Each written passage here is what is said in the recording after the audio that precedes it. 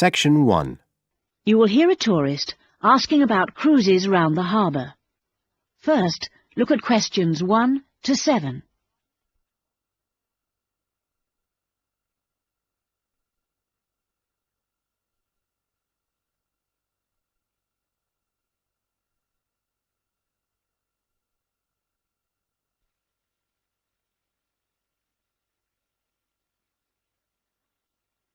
Now listen to the first part of the conversation and complete questions 1 to 7 on the table.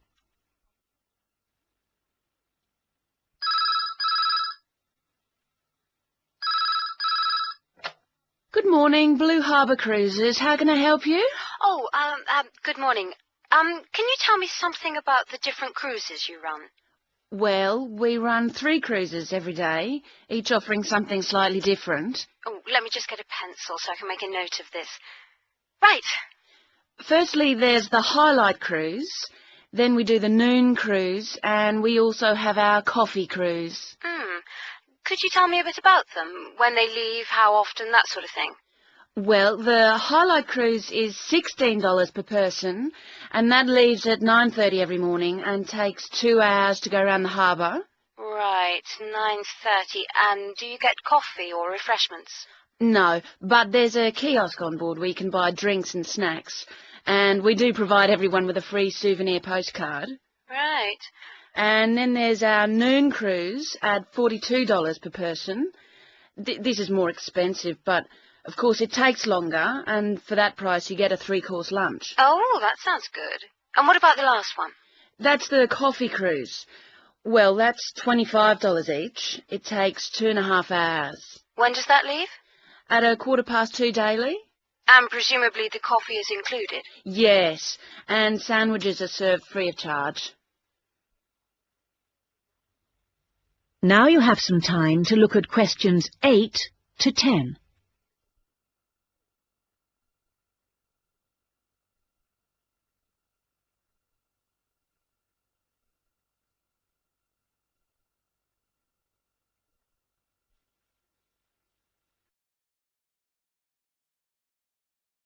As you listen to the rest of the conversation, answer questions 8 to 10. I think the coffee cruise would suit us best, as lunch is included at the hotel.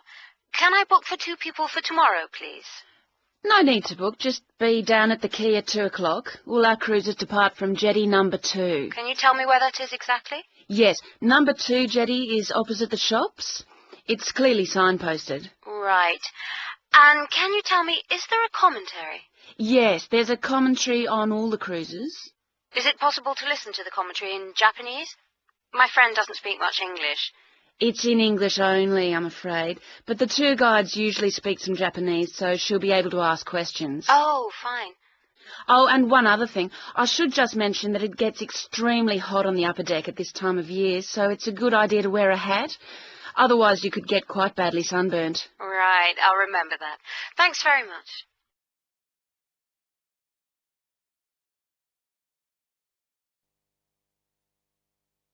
That is the end of Section 1. You now have half a minute to check your answers.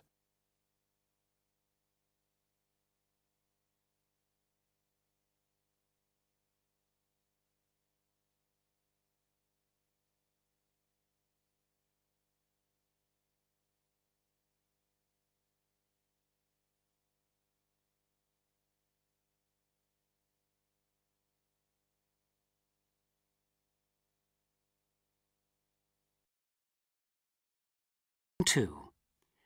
You will hear an extract from a talk about employment interviews. First, you have some time to look at questions 11 to 14.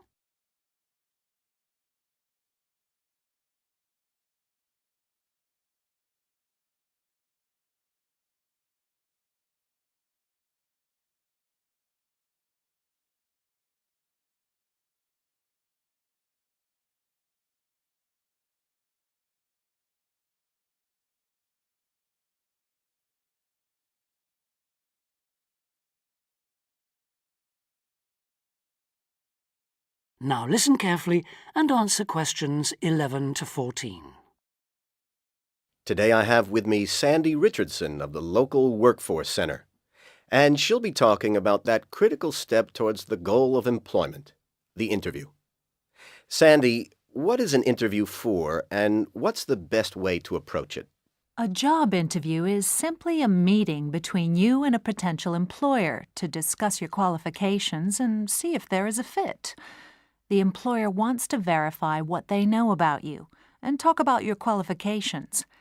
If you have been called for an interview, you can assume that the employer is interested in you. The employer has a need that you may be able to meet, so it's your goal to identify that need and convince the employer that you're the one for the job. As everyone knows, interviews can be stressful, but when you're well prepared, there's no reason to panic. Preparation is the key to success in a job search, and you can begin by collecting together all the documents you may need for the interview, such as extra copies of your resume, lists of references, and letters of recommendation. You could also take some work samples, selecting from what you have designed, drawn, or written, for instance. And make sure you have a pen and pad of paper for taking notes. The next step is to find out about the post. The more you know about the job, the employer, and the industry, the better prepared you will be to target your qualifications. Always request a job description from the employer and research employer profiles at the Chamber of Commerce or local library. You could also try to network with people who work for the company or with employees of companies associated with it. The next step is to match your qualifications to the requirements of the job. A good approach is to write out your qualifications along with the job requirements. Think about some standard interview questions and how you might respond. Most questions are designed to find out more about you, your qualifications, or to test your reactions in a given situation. If you don't have any experience or skills in a required area, think about how you might compensate for those deficiencies. Before you hear the rest of the talk, you have some time to look at questions 15 to 20.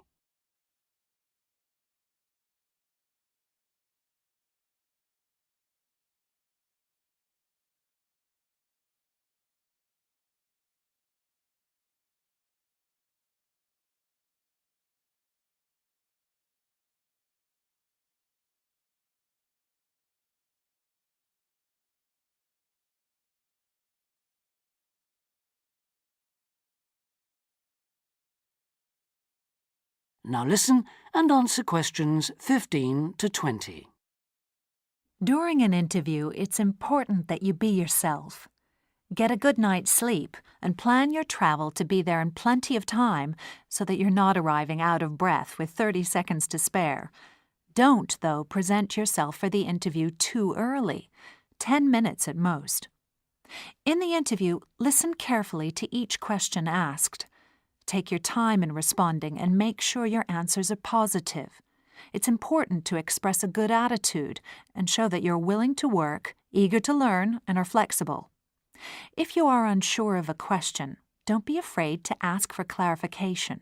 In fact, it's sometimes a good strategy to close a response with a question for the interviewer. In general, focus on your qualifications and look for opportunities to personalize the interview. Briefly answer questions with examples of how you responded in comparable situations, from either your life or previous job experiences. Something you should avoid are yes or no responses to questions, but don't dwell too long on non-job related topics. Use caution if you are questioned about your salary requirements. The best strategy is to avoid the question until you have been offered a job. Questions about salary asked before there is a job offer are usually screening questions that may eliminate you from consideration, so be warned. On the other hand, it isn't inappropriate to show your enthusiasm if your first impressions of the interview and of the employer are good ones. So, if the job sounds like what you are looking for, say so. Keep in mind that the interview is not over when you are asked if you have any questions.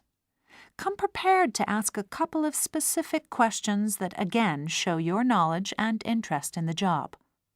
Close the interview in the same friendly, positive manner in which you started. When the interview is over, leave promptly. Don't overstay your time. Think about the interview and learn from the experience. Evaluate the success and failures. The more you learn from the interview, the easier the next one will become.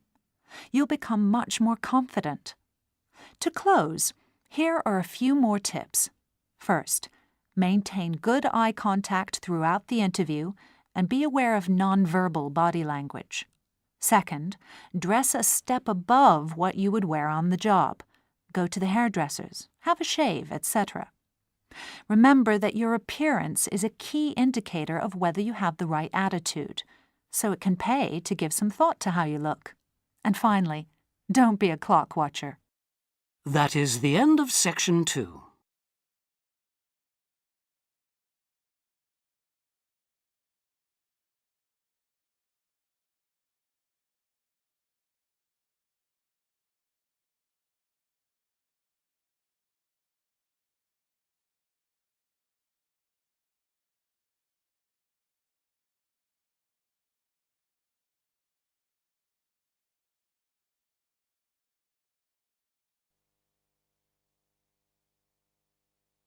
Now turn to Section 3 on page 69.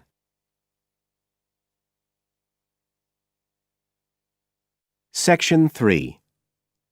You will hear two university students, Phil and Stella, talking to their tutor about their research project. First, you have some time to look at questions 21 to 27 on pages 69 and 70.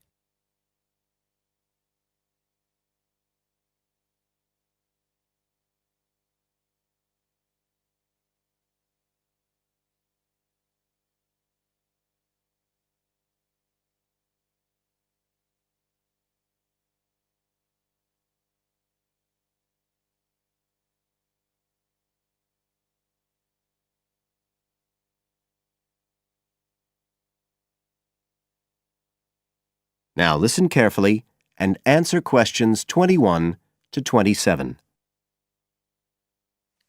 Come in. Ah, yes, Stella. Is Phil there too? Good. Come on in. OK, so you're here to discuss your research project. Have you decided what to focus on? You were thinking of something about the causes of mood changes, weren't you? Yes, but the last time we saw you, you suggested we narrowed it down to either the effects of weather or urban environment. So we've decided to focus on the effects of weather. Right, that's more manageable. So your goal is, Phil? To prove the hypothesis, no, to investigate the hypothesis that the weather has an effect on a person's mood. Good. And what's your thesis, Stella? Well, our thesis is that in general, when the weather's good, it has a positive effect on a person's mood, and bad weather has a negative effect. Can you define your terms here? For example, what do you mean by good and bad? OK, well, good would be sunny, warm weather, and bad would be when it's cold and cloudy or raining. And how would you define an effect on a person's mood? What would you be looking to find? An effect on the way a person feels.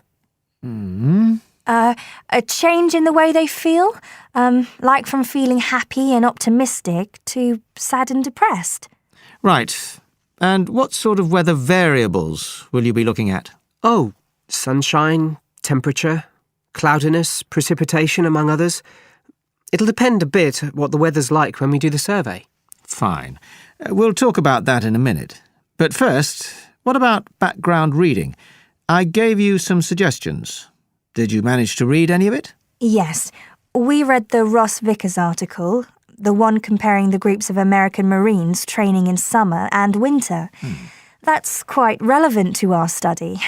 It was interesting because the Marines who were training in the cold winter conditions tried to cheer themselves up by thinking of warm places, but it didn't really work. Yes, they were trying to force themselves to have a positive mental outlook, but in fact it had the opposite effect, and they ended up in a very negative state of mind. And we found some more research by someone who wasn't on the reading list you gave us, George Whiteborn. He compared people living in 3 countries with very different climatic conditions. Actually, he looked at several things, not just the weather. But he found some people's reactions to bad weather were much worse than others, and it was linked to how stressed they were generally. The weather on its own didn't have such a significant effect on mood. And we looked at a paper by Haverton. Yeah, he broke weather up into about 15 or 16 categories and did qualitative and quantitative research. He found that humans respond to conditions in the weather with immediate responses, such as fear or amazement. But these responses can also be linked to associations from their earlier life, such as a particular happy or sad event. Did you have a look at Stanfield's work? Yes. It was interesting because the type of questions he asked was similar to what we were planning to use in our survey. Yes. He asked people how they were feeling on days with good and bad weather. He found the biggest factors seemed to be the humidity. Moods were most negative on days with a lot of rainfall. Long periods without sunshine had some effect, but nothing like as much. That could be quite a useful model for your project. Yes, we thought so too. Although we can't continue our survey for as long as he did. He did his over a 6-month period. You now have some time to look at questions 28 to 30 on page 70.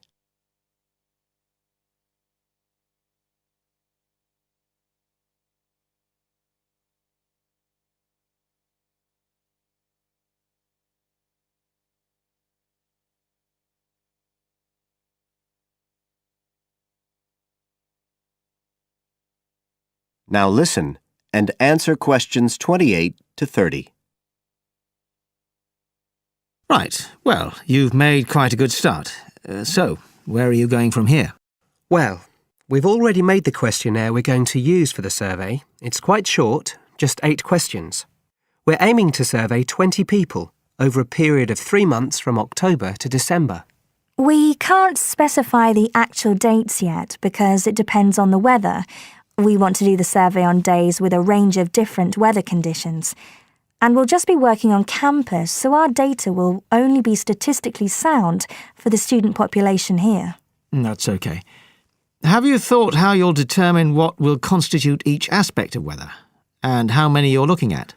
We decided on 4. The amount of sunshine, cloudiness, temperature and precipitation. We thought we might use the internet to get data on weather conditions on the days we do the survey, but we haven't found the information we need, so we might have to measure it ourselves. We'll see. Then we've got to analyse the results, and we'll do that using a spreadsheet, giving numeric values to answers. And then, of course, we have to present our findings to the class, and we want to make it quite an interactive session. We want to involve the class in some way in the presentation, maybe by trying to create different climatic conditions in the classroom, but we're still thinking about it. I see. Well, that sounds as if you're on the right lines. Now, what I'd suggest that you think about, in addition to the work you... That is the end of section 3. You now have half a minute to check your answers.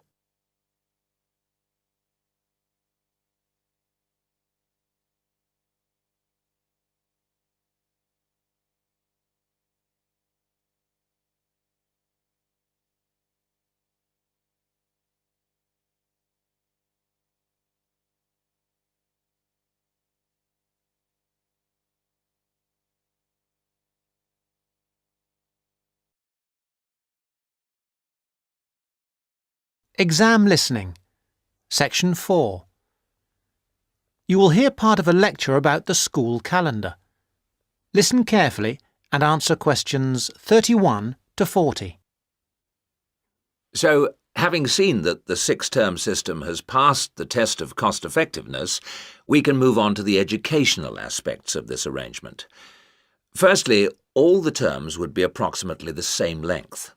Instead of terms up to 13 weeks, which we have now, there could be a repeating pattern of 7 weeks of term time plus 2 weeks of vacation.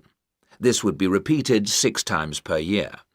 How does this affect the effectiveness of the educational provision? The most noticeable result would be that the very long summer holiday would be reduced in length. This byproduct of the 6-term system could be beneficial. There's plenty of evidence of huge learning loss by pupils during the summer holidays. By learning loss, we mean the amount that pupils forget or lose during a holiday break. Ashley carried out a number of analyses which showed this conclusively. He investigated 39 studies examining the effects of summer holidays on standardized test scores. His analyses indicated that summer learning loss equaled 2 weeks to 7 weeks of instruction. On average, children's test scores were 3 weeks lower than when they left school in the previous term. He also found differences in the learning loss effect according to subject. The subjects he analysed were reading, writing and maths, and he found that the effect was greatest in maths and reading. Furthermore, although all social groups experienced roughly similar learning loss in the field of maths, the studies found that disadvantaged children showed even greater losses in reading skills. So, the problem of learning loss in traditional schools is clear. However, the results of studies into the 6-term system and learning loss are ambiguous. Marchmont found that pupils in 6-term schools maintained their test scores after the shorter holiday period. This is certainly an improvement on the traditional system where, as we have seen, pupils perform worse after the summer break. Benson, however, found no differences between those in traditional schools and on the 6-term schedule. It would seem reasonable that if long holidays result in learning loss, then shorter holidays should result in less learning loss. So we await the outcome of further studies. Historically, of course, everyone knows the reason for our system of 3 terms per year.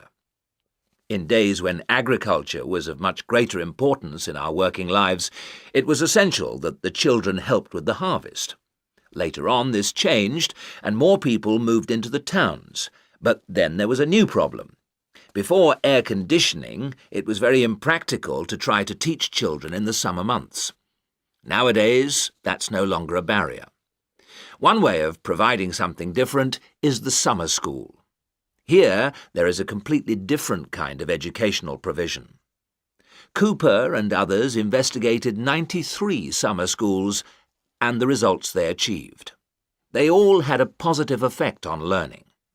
Most summer schools, of course, have small classes, and class size was shown to have a positive effect.